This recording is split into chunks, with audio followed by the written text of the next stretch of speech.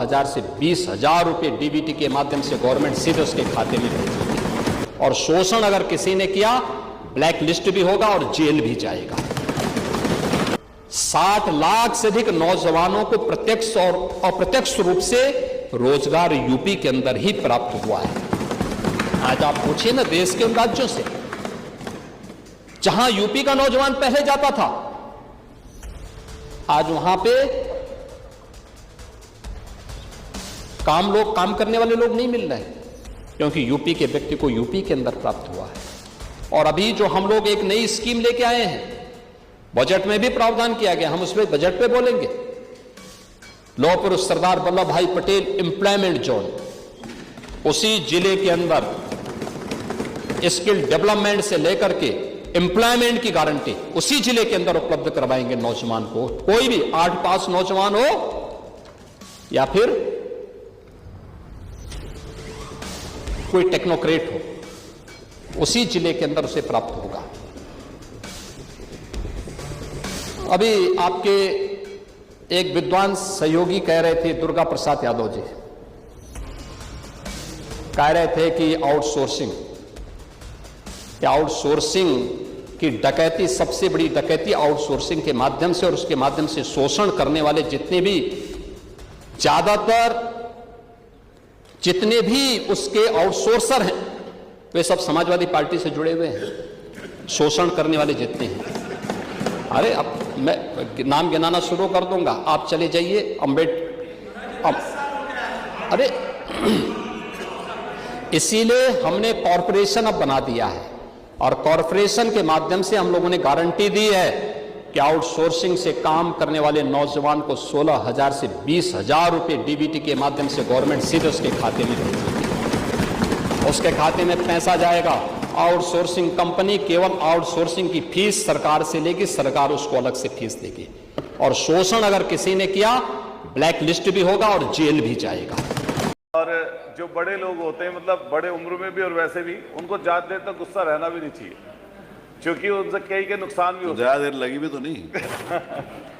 तो मान्यवर, मैं आपके माध्यम से माननीय मंत्री जी, जिनका चेहरा भी हंसमुख है और हमारे सीनियर भी रहे हैं भी, तो उन्होंने जो जवाब दिया महंगाई के विषय में, हमारे यहाँ मान्यवर लगभग 8,41,60,51 पंजीकरण है श्रम विभाग में। तो मैं सबसे पहले बाबा साहब का कोट पढ़ना चाहता हूं, जो बाबा साहब ने मजदूरों के लिए पढ़ा है और बोला है। मजदूर को ऐसी मजदूरी मिलनी चाहिए जिससे वह और उसका परिवार सम्मानजनक जीवन जी सके। मजदूरी सिर्फ पेट भरने के लिए नहीं होनी चाहिए, बल्कि शिक्षा, स्वास्थ्य और बेहतर जीवन के लिए पर्याप्त होनी चाहिए, इतनी मजदूरी होनी चाहिए। और वो जीवन निर्वाह योग्य मजदूरी के समर्थक थे। तो मान्यवर, लेकिन किसी भी सूरत में सरकार का कोई नजरिया ऐसा नजर नहीं आता जिससे सम्मानजनक स्थिति इस समय पर हो। मान्यवर, आपके माध्यम से मैं कहना चाहता हूं, एक आउटसोर्सिंग है जिसके विषय में थोड़ी देर पहले चर्चा हुई। मैं खुद अपने मेडिकल कॉलेज मेरठ की बता रहा हूं। 1700 लगभग आउटसोर्सिंग के कर्मचारी हैं, जिसमें सफाई कर्मचारी और आपके नर्सिंग स्टाफ है। 4-4 महीने हो जाते हैं मान्यवर, 8,000 8,500 की सैलरी पर वो लोग काम कर रहे हैं। और यही पूरे प्रदेश में मान्यवर आउटसोर्सिंग के कर्मचारियों के साथ चल रहा है। दूसरा, आज के समय में मान्यवर असंगठित क्षेत्र में गिग वर्कर, जो डिजिटल युग है, उसमें डिलीवरी और ऐप पर आधारित लोग काम करने वाले लोग हैं, जो मान्यवर एक जगह से दूसरी जगह जाते हैं। एक्सीडेंट का खतरा होता है, कई चीजें ऐसी आती हैं। क्या उसके लिए भी मान्यवर कोई इन्होंने योजना बनाई है कि क्या उनके जो भविष्य है उसको सुनिश्चित करने के लिए, क्या वो जो आपका पैटर्न दूसरे संगठित क्षेत्र में दूसरे कामगारों के लिए है? क्या ये जो गिग वर्कर हैं, क्या एक क्वेश्चन ये बनता है, क्या इसके लिए भी आपकी कोई नीति अभी आई है? दूसरा, मैं कहना चाहता हूं, निरंतर महंगाई जो बढ़ रही है, अभी माननीय मंत्री जी ने जो कहा कि किस चीज के दाम कितने बढ़े, हम लोगों ने टैक्स नहीं लगाया, टैक्स और लगा दो आप। 1.5 लाख रुपए तोला सोना बिक रहा है, चांदी 3 लाख रुपए हो गई। कोई गरीब आदमी मजदूर सपने में भी सोने के लिए सोच सकता है क्या? लेकिन पेट भरने के लिए कम से कम शिक्षा और स्वास्थ्य के लिए, कम से कम उसके जीवन निर्वाह के लिए तो मजदूर का इंतजाम आप लोग कर दें महंगाई के हिसाब से। मैं मान्यवर एक और लास्ट अपना सवाल करूंगा।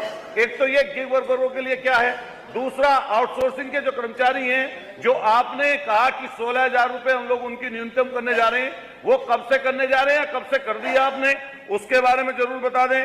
दूसरा, ये जो आप लगातार ये जो बोर्ड बनाने की बात कर रहे हैं, जो अभी कहा था, जो एक सरकार बड़ी तेजी से महंगाई जो बढ़ रही है, सॉरी मैं दूसरी चीज कहना चाहता हूं, आ जाए जो इसके लिए जो कंज्यूमर प्राइस इंडेक्स है, क्या इससे जोड़कर आप उनकी सैलरी निर्धारित करेंगे? माननीय मंत्री जी, धन्यवाद।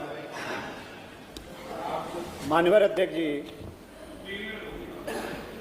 आपके माध्यम से सभी सदन में बैठे माननीय सदस्यों को अवगत कराना चाहता हूं,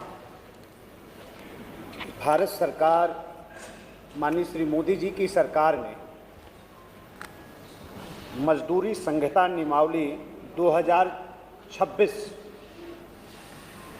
को लागू करने का फैसला किया है और आने वाले हम लोगों को 45 दिन मिला था सुझाव देने के लिए हर स्टेट को, और हम लोग अपना सुझाव भी भेज चुके हैं। आने वाले बहुत कम समय में पूरे देश में उसके आधार पर ही वेज का निर्धारण होगा। हम स्वागत करना चाहते हैं भारत सरकार का मान्यवर कि भारत सरकार एक फ्लोर वेज तय करने जा रही मान्यवर। जो चिंता माननीय सदस्य की है और हर जनप्रतिनिधि की होती है मान्यवर, उसका ध्यान रखते हुए भारत सरकार ने यह तय किया है कि इस भारत के स्तर पर हम एक फ्लोर वेज तय कर लेंगे। उससे कम मजदूरी पूरे देश में कहीं किसी मजदूर को नहीं मिलेगी, उसके ऊपर ही मिलेगी मान्यवर। तो आने वाले बहुत कम समय में, चूंकि वो प्रक्रिया में है मान्यवर, इसलिए हम कोई नई व्यवस्था अभी कर ले मान्यवर, 2 महीना बाद फिर हमें बदलना पड़े मान्यवर, तो ये उचित नहीं है। हम भारत सरकार के फैसले का अनुसरण कर रहे हैं मान्यवर, और बहुत कम समय में मजदूरी का पुनरीक्षण होगा, पूरे देश के स्तर पर वो होने जा रहा है मान्यवर, और हम लोग उसका अनुसरण करेंगे मान्यवर। जहाँ तक गिग और प्लेटफॉर्म वर्कर की बात माननीय सदस्य ने कही है मान्यवर, पूरे हमारे जो गिग वर्कर हैं, प्लेटफॉर्म वर्कर हैं, हमारे जो असंगठित क्षेत्र के हमारे जो श्रमिक हैं मान्यवर, अब तक वो सामाजिक सुरक्षा के दायरे में अभी तक वो नहीं थी, लेकिन हमारी सरकार ने उसका फैसला किया है। हम उनको भी सामाजिक सुरक्षा के दायरे में ला रहे हैं। वो भी भारत सरकार जो 4 कोड लागू करने जा रही है उसके आधार पर मान्यवर, तो उसमें भी बहुत बड़ा परिवर्तन आने जा रहा है मान्यवर। और जो प्लेटफॉर्म वर्कर, गिग वर्कर हैं, उनके जो नियोक्ता हैं मान्यवर, अब उनसे भी वेज लेने का भी प्राविधान आने वाली संहिता में आने जा रहा है। तो मैं समझता हूं कि इस क्षेत्र में मान्यवर बहुत बड़ा परिवर्तन पूरे देश के अंदर आने जा रहा है। बहुत बहुत धन्यवाद। मैं ना जाऊं, क्या मजदूरी दर को आप महंगाई सूचकांक सीपीआई से नियमित जोड़ने का काम करेंगे? अगर नहीं किया है तो करेंगे या नहीं करेंगे बता दें। जुड़ा हुआ है मान्यवर, पहले नहीं से जुड़ा हुआ, ना पहले से जुड़ा हुआ है मान्यवर।